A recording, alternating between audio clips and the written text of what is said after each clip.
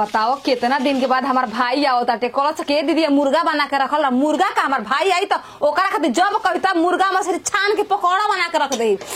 अब बनही वाला बाटे चलो पाके दो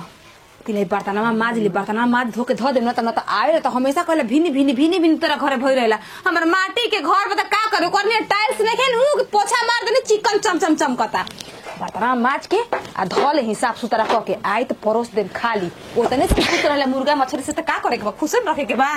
यार भइल बारी रारो गमगमात रहे हो दैया पूरा छते पर से हला मचल बा धुआं एकदम सीधे नाकी में क्रॉस क गइल सुत रही हैं ओइ जा तकले सुगंध गोल बाटे मुगरा बनावती है बताओ हो हम चादी से तबीयत खराब बा मुगरा खा के मन बा हम खाते नहीं कढ़ाई में धुली भी थी।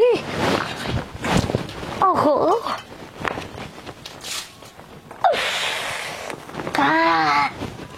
ओहो ओ आई सी पता ना कितना बढ़िया बनल बा। ओहो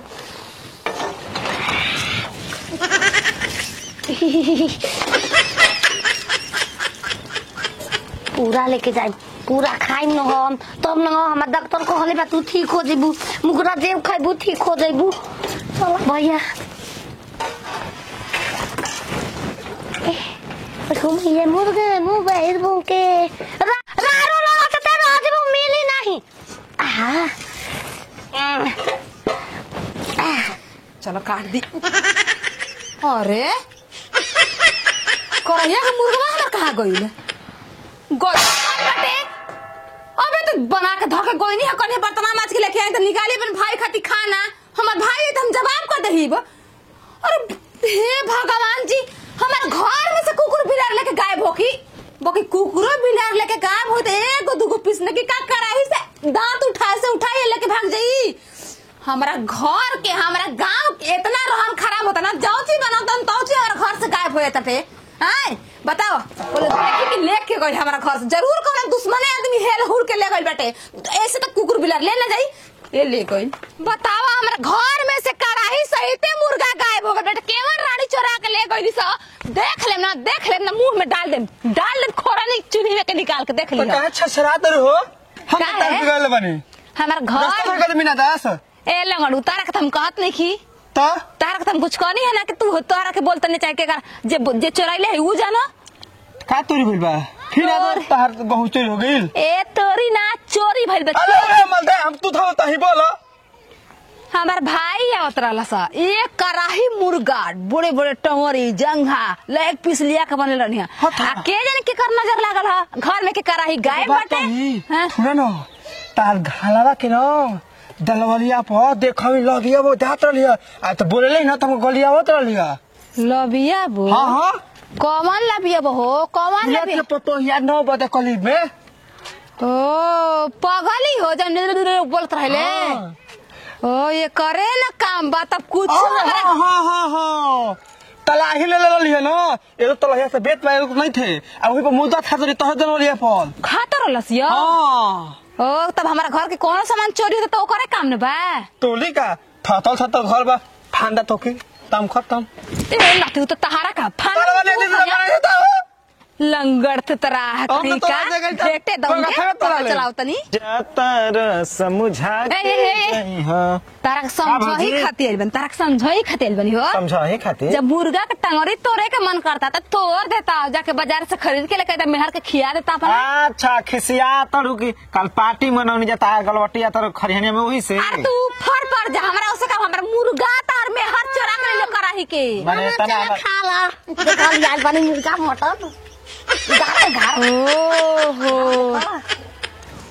ए चट्टी गुजरा कैसे धरी रुक रे गिर जाई मां गिर तो डर बा हमार छिना क्या रे रानी के चोराई ना हूं बड़ी भूख लगा दे हम उनान के से ना बाद में लगे कहां से ले यही बता हम तो छत में ले आइल हई छत में बढ़िया काम कर ऊपर नहीं हमने नहीं तो तार बाप के पैसा रहल तार बाप के पैसा देके मुर्गा बना रहा धइले रहने बना के उठा के चलैलु हा भाई आवता हमार तार माई आवे तार के हो समर काम चट्टिन बुजर और अच्छा बीजी दिखा दे खो तो माई के खो चुरा के मुंह पे फेंक दे फेंक ले हमके मैं खवा तेल दो मसाला जियान हो जाए एकर में हो हटे जाए डाटा पान देखत ना एके ए मार मामोल हमें घरे बनिले त म एकरे घरे न सुगंध दला के लेबेला सुगंधे ले तू ना हम ना लेब सुगंध हम पूरा मुगरे लेब मुर्गा हम साजी के बनवा ठीक हम है ये लेब आवा दिलबल तेल मसाला बना लेबू ना देबू ना देब रे देबू कि ना देबू मांगो मांगो देबू ना तो अबे दो भाई आवता खिया लेब ना जन बची हड्डी गुडी ये राम मर्द कूल से हारेलू तो दांते काटेलू चल तो के ताला बंद करके घर में रख ओ भोसरी के घर मारता के हम ही पता है नसुआ के कहत है कि हमार भी फोन करा हो नसुआ के कि सुनुआ के हां पगला दी हमारा मुगरा चाहिए बाबा मुगरा चाहिए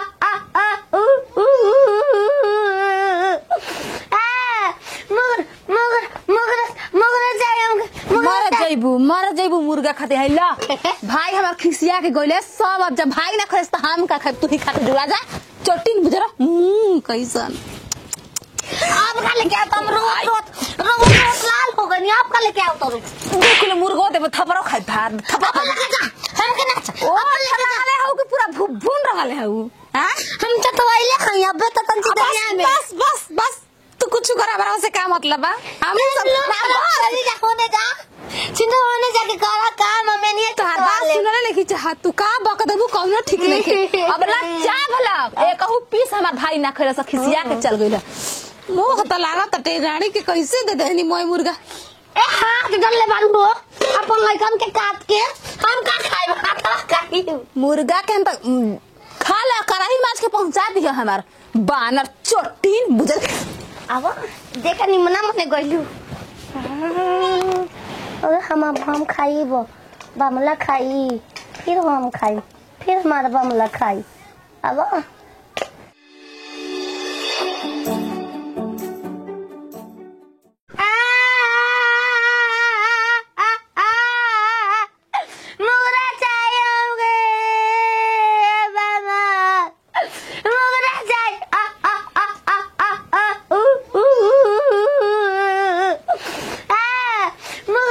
बारी रारो गमगमात रहे हो दैया पूरा छते पर से हला मचल बा धुआं एकदम सीधे नाकी में क्रॉस कर गइल सुतो नहीं हैं ओइजा तकले सुगंध गइल बाटे मुगरा बनावतिया बताओ हो हम चादी से तबीयत खराब बा मुगरा खा के मन बा हम खाते नहीं खी कढ़ाई में धुलबी थी ओहो